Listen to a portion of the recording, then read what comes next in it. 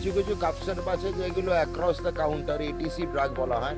তো হাজার একটা বিজ্ঞপ্তি দেওয়ার পরেও তো অ্যান্টিবায়োটিক্সের বিক্রি বন্ধ করছে না। দাদা দুটো পেট খারাপের ওষুধ দিন, তারপর বলে দাদা একটু হালকা জ্বরের ওষুধ দিন। এবং ওদের ধর্মীয় গ্রন্থ লেখা হয়েছিল, সেখানে মদের কথা উল্লেখ আছে কিন্তু কফ সিরাপের কথা উল্লেখ নেই।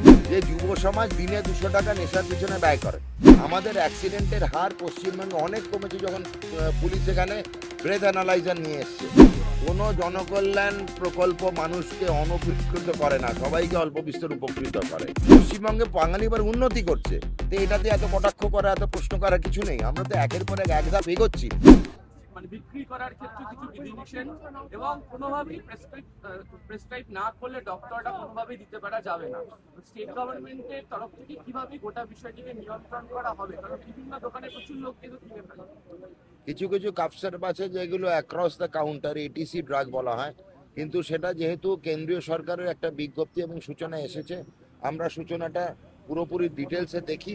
আমাদের মনে হয় কেন্দ্রীয় সরকারের যে সূচনাটা থাকবে চিন্তাভাবনা করেই দেওয়া, এবং সেই চিন্তাভাবনা অনুযায়ী আমাদেরও এই একই সূচনার মান্যতা দেওয়ার সমর্থ আমি। কিন্তু আমরা এখনই স্বাস্থ্য ভবন যাচ্ছি, বিজ্ঞপ্তি একটু পরেই হয়তো বেরোবে। কফ সিরাপের ব্যাপারটা আছে, অনেক কফ সিরাপের মধ্যে কিছু কিছু ওষুধ দেওয়া থাকে যেগুলো একটু রুগীদেরকে আচ্ছন্ন করে ফেলে। সেই আচ্ছন্নতার জন্য যদি কোনো রুগীর কোনো রকম অসুবিধা হয়, সেই জন্যই এই সতর্কতাটা ইউজুয়ালি দেখা যায়। আরও কিছু আছে কফ সিরাপ যেগুলোতে হালকা বা অল্প বিস্তর নেশাও হতে পারে। এই দুটি কারণেই এই বিজ্ঞপ্তি হওয়ার সম্ভাবনা, এবং আমার মনে হয় এই বিজ্ঞপ্তি কেন্দ্রীয় সরকারের স্বাস্থ্যনীতি অনুযায়ী, এবং আমার মনে হয় এটি ভালো নীতি বা ভালো বিজ্ঞপ্তি এবং সূচনা। কিন্তু এত দোকান ওষুধের বিভিন্ন জায়গাতে তো হাজার একটা বিজ্ঞপ্তি দেওয়ার পরেও তো অ্যান্টিবায়োটিক্সের বিক্রি বন্ধ করছে না। সচেতন তো মানুষকে হতে হবে, সচেতন সরকার হচ্ছে। সব মানুষের মধ্যে সচেতনতা কোথায়? এতজন সাংবাদিক আছে, জিজ্ঞেস করুন তো কেউ বুকে হাত দিয়ে বলতে পারবে কেউ কোনোদিন একটা পেট খারাপের অ্যান্টিবায়োটিক খায়নি? সবাই খেয়ে গেছে। গিয়ে দোকানে বলে যে দাদা দুটো পেট খারাপের ওষুধ দিন, তারপর বলে দাদা একটু হালকা জ্বরের ওষুধ দিন। এটা তো আমরা সবাই করি। আমরা মনুষ্য প্রজাতি সব থেকে অসচেতন। আজকে পশু পাখি আমাদের থেকে বেশি সচেতন। একটা কোনো তৃণভোজী পশুকে দেখবেন না ভুল ফলটা খেতে। কোনোদিন দেখেছেন কোনো হরিণ তার ভুল ফল খেয়ে মারা গেছে? সে জানে কোন ফলটাই বিষ, কোনটাই ঠিক। আমরা সচেতনতার অভাবে বুঝি, আমরা বেশি পরিপক্ক ভাবি নিজেকে। আমাদের পকেটে এখন নলেজ, এবং আমার মনে হয় যে নলেজটা এতই ভাবি আমরা বিশ্বাস করি, যেখানে ভালো আর খারাপ দুটোরই সংমিশ্রণ আছে। সচেতনতা আমাদের দরকার। আর এটা থেকে প্রচুর পরিমাণে কাপসিরাপ আমাদের রাজ্যের সীমান্তবর্তী জায়গাগুলো থেকে অনুপ্রবেশের ঘটনা। এইটাই হচ্ছে মেইন, এটাই বলতে যাচ্ছিলাম, এই প্রশ্নটাই আমি এক্সপেক্ট করছিলাম।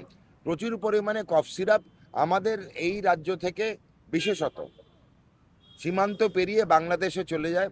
বাংলাদেশ নাকি মুসলমান দেশ বলে নাকি সেখানে মদ্যপান এবং নেশা করাটা হারাম, কিন্তু হারামের কতটা যে হারাম হতে পারে সেটা আমরা দেখতে পেয়েছি।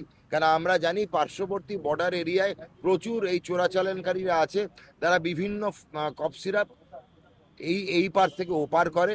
এর মতো ভালো ব্যবসা আর হয় না, কারণ কফ সিরাপের নেশা পশ্চিমবঙ্গে তথা ভারতবর্ষে অনেক অনেক কম।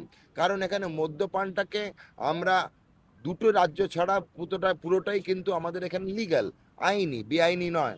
কিন্তু সারা বাংলাদেশে মদ্যপান করাটা বেআইনি। তা লোকে নেশা করে কিসে? না কফ সিরাপে করে। কেন? যখন ওদের ধর্মীয় গ্রন্থ লেখা হয়েছিল সেখানে মদের কথা উল্লেখ আছে কিন্তু কফ সিরাপের কথা উল্লেখ নেই। স্বভাবতই তাদের কাছে সেটা কিন্তু হারাম নয়, সুতরাং সেটা ওরা সেবন করতেই পারে, কেন সেটা ধর্মীয় গ্রন্থের সঙ্গে মানিয়ে নেওয়া যায়। যেহেতু এই কারণেই কিন্তু অনেক মুসলিমপন্থী দেশে, মুসলিম সংখ্যাগরিষ্ঠ দেশে দেখতে পাবেন কফ সিরাপের নেশা প্রচণ্ডভাবে চলে। কফ সিরাপের নেশা মুসলিম দেশে প্রচুর চলে, কেন সেটা ওদের ধর্মীয় গ্রন্থেতে উল্লেখ নেই, তো পাশ কাটিয়ে যাওয়া যায়। কিন্তু কোনো ধর্মীয় গ্রন্থ পাবেন না দেশে বিদেশে যে কোনো ধর্মের যেখানে নেশা করতে বলা হয়েছে, কোনো ধর্মেতে নেশা করতে বলা হয়নি। তাই সব ধর্মের ওপর বিশ্বাস রেখে আমি আমাদের এখানে এবং বাংলাদেশের যুব সমাজকে বলবো তামসিক দ্রব্য থেকে দূরে থাকো। স্টপ তো করাই আছে, নিজেরা স্টপ করলেই হবে। প্রত্যেক দিনে কম করে 200 টাকা করে খরচা করছি। গতকালই আমি একটা ভাষণে বলেছি যে যুব সমাজ দিনে 200 টাকা নেশার পিছনে ব্যয় করে। মদ্যপান, পশ্চিমবঙ্গ এমন একটা রাজ্য যেখানে এখন অবধি রাত্রি 11:30 অবধি মদের দোকান খোলা থাকে। আমি সুপারিশ জানাবো আমাদের দপ্তর থেকে এটার ব্যাপারে ব্যবস্থা নিতে। ওষুধের দোকান 8:30টায় বন্ধ হয়, তামসিক দ্রব্যের বিক্রি বন্ধ করতে বলছি না, মানুষকে সচেতন করতে বলছি যে আপনারা সীমা রেখে খান, লক্ষণ রেখাটা ক্রস করবেন না। সব জিনিসেরই এটা মাত্রা থাকে, মাত্রা বহির্ভূত তামসিক দ্রব্য সেবন করা এবং কোনো মাত্রায় সেবন করে গাড়ি চালানো আইনত অপরাধ।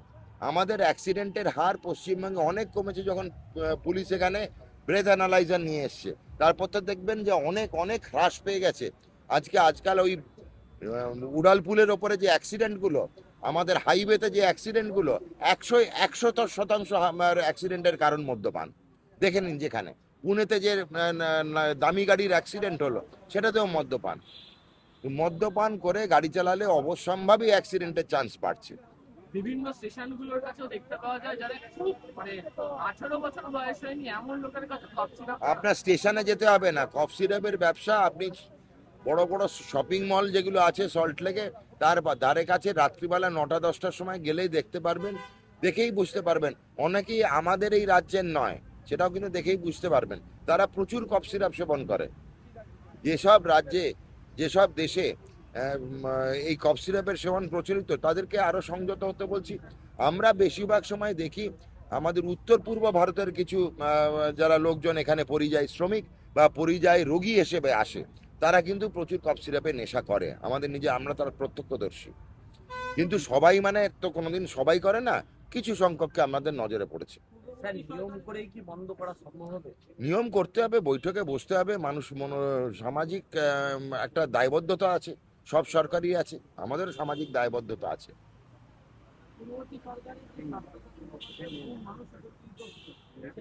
কোনো জনকল্যাণ প্রকল্প মানুষকে অনুপকৃত করে না, সবাইকে অল্প বিস্তর উপকৃত করে। জিনিসটা আছে, আমাদের এই স্বাস্থ্যসাথী প্রকল্পের প্রতিবন্ধকতা ছিল। আপনি স্বাস্থ্যসাথী নিয়ে দক্ষিণ ভারতে, যেখানে বাঙালির মনে করে চিকিৎসার পীঠস্থান, সেখানে গিয়ে কোনো পরিষেবা পেতেন? হ্যাঁ কি না, সাংবাদিক ভাইকে বলছি, পেতেন না। সুতরাং সেটাই হচ্ছে প্রতিবন্ধকতা। তো আমাদের এইগুলো পেরিয়ে একদম অনন্য স্বাস্থ্য জনকল্যাণ স্বাস্থ্য পরিষেবা বীমা আয়ুষ্মান ভারত এর মতো হয় না। বিশ্বের সর্বাধিক গ্রাহক এখানে এর মধ্যে আছে, সর্বাধিক ব্যক্তিকে পরিষেবা দেওয়া হচ্ছে, 60 ঊর্ধ্ব এদের 10 লক্ষ টাকা পরিষেবা রয়েছে। আপনি ভারতবর্ষের যে কোনো প্রান্তে গিয়ে এই পরিষেবা পাবেন। পরিষেবার মধ্যে সব রোগ অন্তর্ভুক্ত আছে, সব রোগী অন্তর্ভুক্ত আছে, এর থেকে ভালো পরিষেবা হয় না। স্বাস্থ্য সাথীতে যেগুলো হতো না সেখানে গেলে পাবেন। সবে তো উন্নতি করে, তো পশ্চিমবঙ্গে বাঙালি এবার উন্নতি করছে, তো এটাতে এত কটাক্ষ করা, এত প্রশ্ন করার কিছু নেই। আমরা তো একের পর এক ধাপ এগোচ্ছি, এগোলে প্রশ্ন করবেন না, পিছলে প্রশ্ন করবেন। যত তাড়াতাড়ি সম্ভব কাজ শুরু হয়ে গেছে, এটা সফটওয়্যারের কাজ শুরু হয়ে গেছে। অচিরেই দেখবেন আমাদের মাননীয় মুখ্যমন্ত্রী ডেট অ্যানাউন্স করছেন। বাংলা হান্টের আরও খবর দেখতে নজর রাখুন। বাংলা খবর মানেই বাংলা হান্ট।